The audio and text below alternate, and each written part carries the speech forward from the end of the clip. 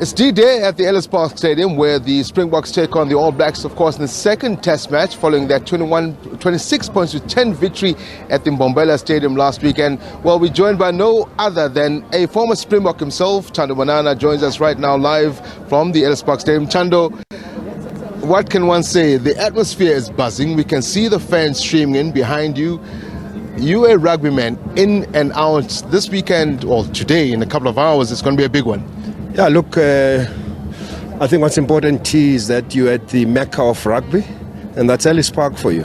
And no bigger game than SA versus an All Black game just behind us, the Coliseum. And I think the 70,000 spectators will attest that today is going to be a very important game for South Africa. Remember, we've just only gotten 4 points from the game in Nelspruit. Now we're really looking to get as much as we can. If we can get the full 5 points, that's on offer against an All Black side.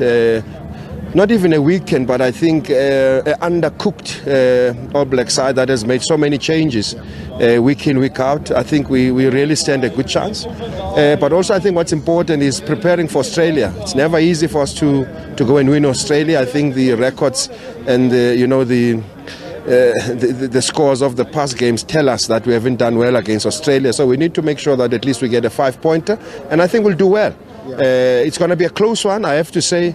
But I think with the type of players that we have, we've just made some minor adjustments due to one is a red card, and then you look, one is injury enforced in Faf, and you find Jaden then starts, and then you find also that the front rower, it's good to see Dweba get an opportunity with Ox. I think we'll demolish them up in the tight five. But I think overall we'll just continue where we left off in Nelspruit. Yeah. Thando, we're going to take a walk. I'm going to ask our colleague Gabi Njogon to follow us as we go towards the turnstile. Is going to be a buzz just now. More fans are coming in. In fact, a short while ago, the women's game kicked off as well. The women's Springbok team, they are currently playing their game against Spain, one of 2 test matches. The importance, I spoke to Sia Kolisi yesterday at the press conference, captain's run, about making history for this team post 95. And he said, as somebody from the township, for them, the importance of actually leaving a legacy, because it's not every day that you got to play the All Blacks twice, back to back. How big is this game for this generation of players?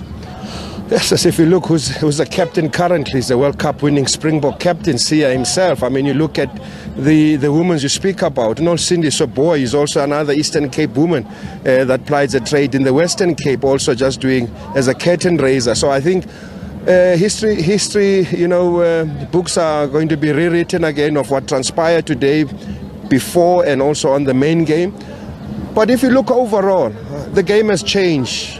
You look at what's happening on the, at grassroots level, the interest that grew since 1995 to now.